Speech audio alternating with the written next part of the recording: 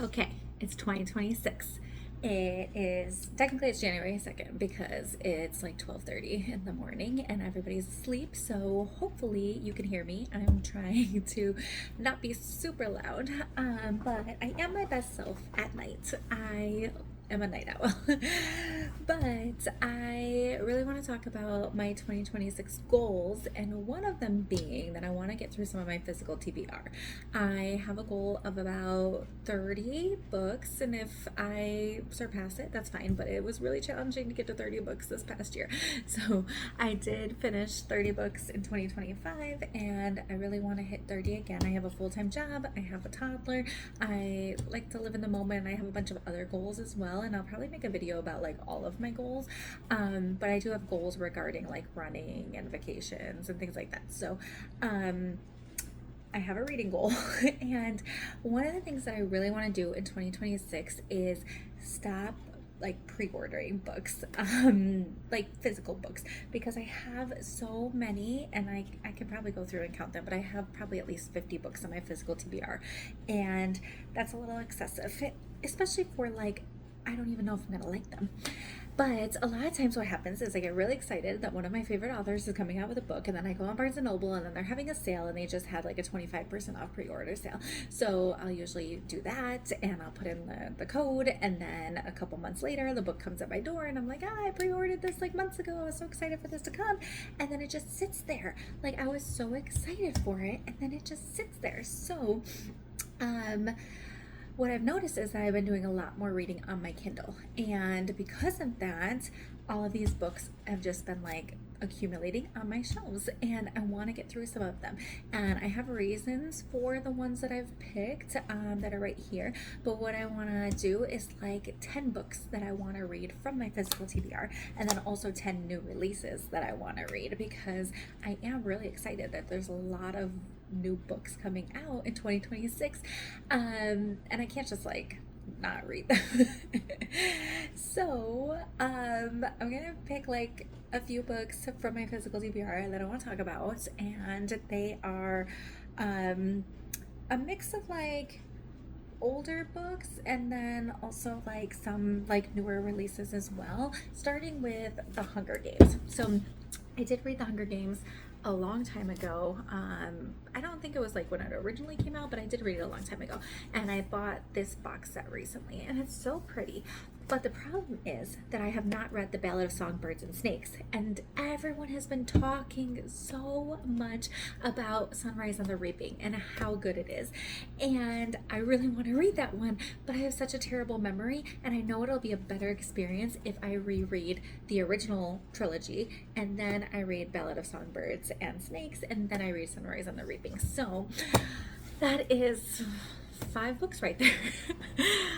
One of them being a newer release, but still, like that's a lot. This will take me a while to go through, and it's so much easier to read on my Kindle than it is to read like a physical paperback. Even though I think once I start, I'm gonna fly through these. Like, it's young adult fiction. I remember them being really fast paced. Like, I don't think it's gonna be that hard to get through, but it's actually like just sitting down and like opening it and getting time away from my toddler to actually sit and read these. But definitely want to go through the Hunger Games series again this year. This one I have not read, but I have heard great things about, is Once Upon a Broken Heart, and then also The Ballad of Never After. So everyone has been talking about how great these are.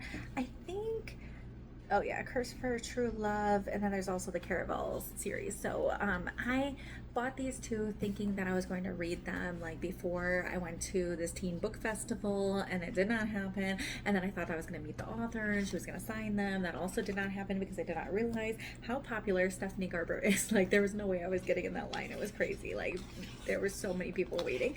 But I was like, I still want to read these. Like, they sound really good, and everyone has talked about how much they love these books, so definitely want to get these off of my physical TBR and actually read like a new series. And as a new author to me too, I've never read anything by Stephanie Garber before, so if they are really good, I'm excited about it. And then I literally just got yesterday In Your Dreams by Sarah Adams. And this is the last installment in her Rome, Kentucky series. And it sounds so cute. But I can't read this until I read the one before, Beg, Borrow, or Steal. I have not read this one yet. And it's just been sitting there. I did read When in Rome, and I read the cheat sheet, and I think I read the rule book, and Practice Makes Perfect. So I have read quite a few books by Sarah Adams, and I really like her writing. She's super cute. They are usually like very, I don't want to say fluffy, but they're nice books, and they like distract from anything you have going on in the world, and they're not super spicy either, which is nice because sometimes you just don't want to read all of that. But I need to read this one, Beg, Borrow, or Steal. And then I can read In Your Dreams. I actually do have Kindle Unlimited, so I'll see if it maybe now that the new book is out, if Beg, Borrow, or Steal is on Kindle Unlimited, and then hopefully I can get through that one. And then I want to read one of my books by Taylor Jenkins Reid.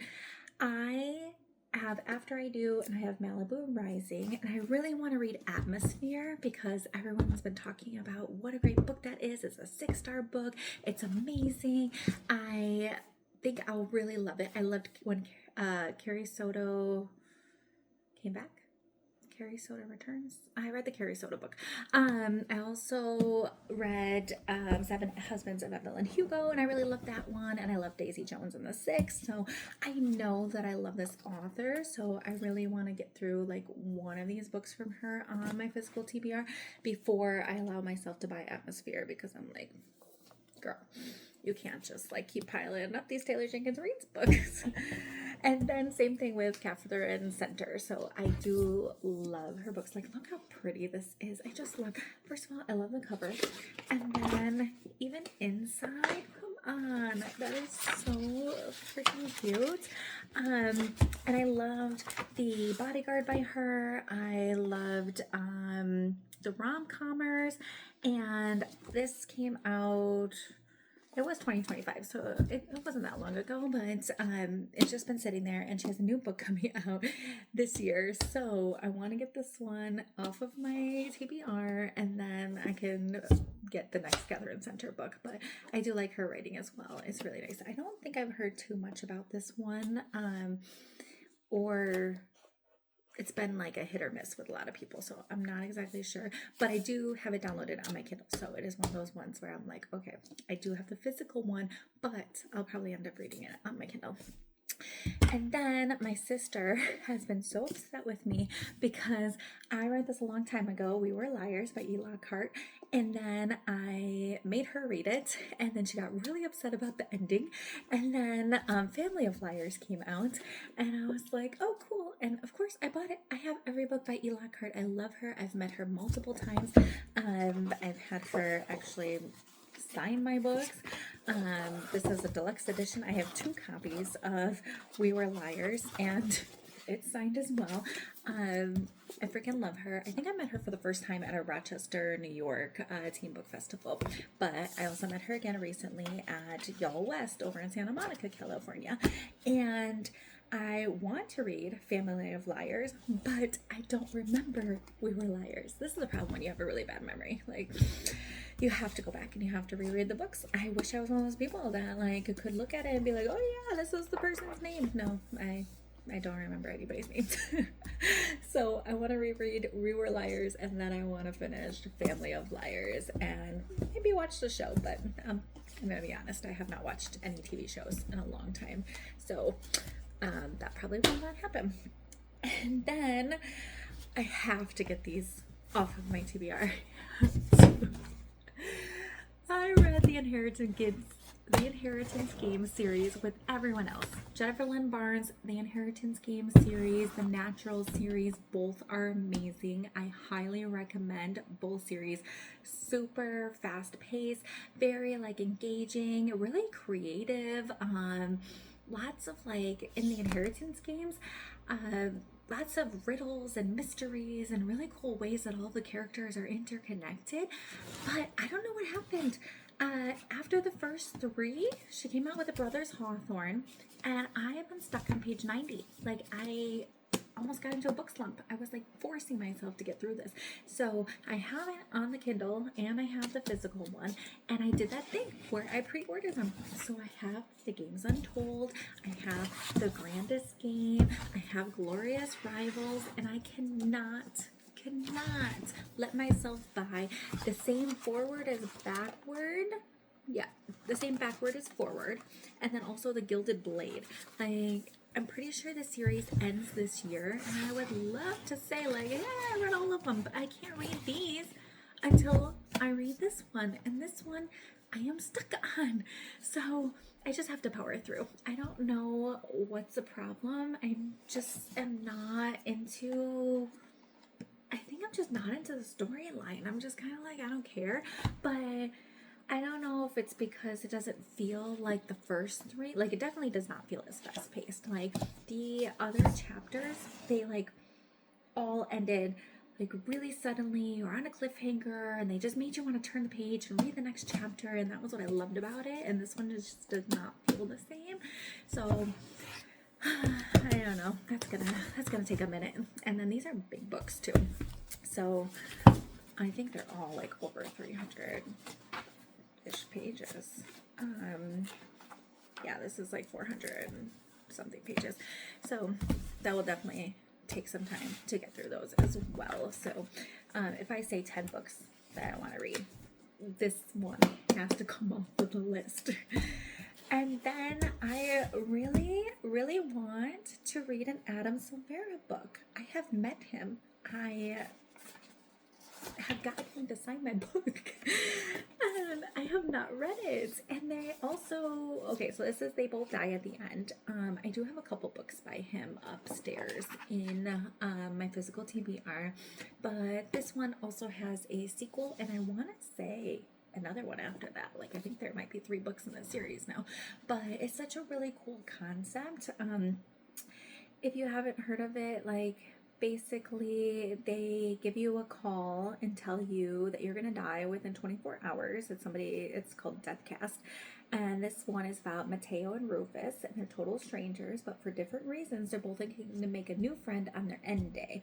And the good news is there's an app for that. It's called Last Friend, and through it Rufus and Mateo meet up for one final epic adventure to live a lifetime in a single day. So it sounds great. I know he has a ton of fans. I know that he is a super popular young adult author, and I just want to read one of his books. So if we're going to say 10 books for my physical TBR that I want to read, then I'm going to go with 1, at least the first Hunger Games. 2, They Both Die at the End. 3, The Brothers Hawthorne, and then hopefully one of these other ones. 4, We Were Liars. 5, The Love Haters. 6, probably Malibu Rising, or After I Do, but probably Malibu Rising. That one sounds more interesting. And then 7, Beg, Borrow, or Steal. 8, In Your Dreams. 9, Once Upon a Broken Heart, and then might as well do 10, The Ballad of Never After. So I think that because I'm a mood reader, it's good that I have like a wide selection of books here, but then also it gives me like the flexibility to read 10 new releases and not just be stuck to my physical DBR, because sometimes you look at your shelf and you're like, I don't really want to read any of you, even though some of you have been sitting there for a really long time, and I'm so sorry about that. I don't want to hurt your feelings. But yeah, tell me, what are the 10 books from your physical TBR that you'd like to read this year? Or if you don't have a really big physical TBR, maybe one book that you want to read this year, and hopefully you're not like me and just buying books and accumulating them and then not reading them. And yes, I'm going to get much better about my goal for the year of if I really want a book, I'm going to buy it on my Kindle and read it through my Kindle. And then right now I'm reading Left of Forever by Tara DeWitt. But if I really like the book, then I can maybe ask somebody to buy it for me for my birthday or for Mother's Day or for Christmas. or I'll buy it for myself. I do get a lot of gift cards for Barnes and Noble, so if I really like the book and I really want to add it to my collection, then I can buy it. But I really don't want to keep buying books that I have not read and don't even know if I'll like. And that just sounds like really fiscally responsible of me. But I'd love to hear about your 2026 goals. If you have any you want to share, anything, it doesn't even have to be reading related, but anything. I am very goal oriented. I love like making lists of goals, and I love achieving goals, and I love thinking about like how to become more like well-rounded and having goals in every aspect of my life. So definitely would love to hear more and chat from you guys. Okay, see you later.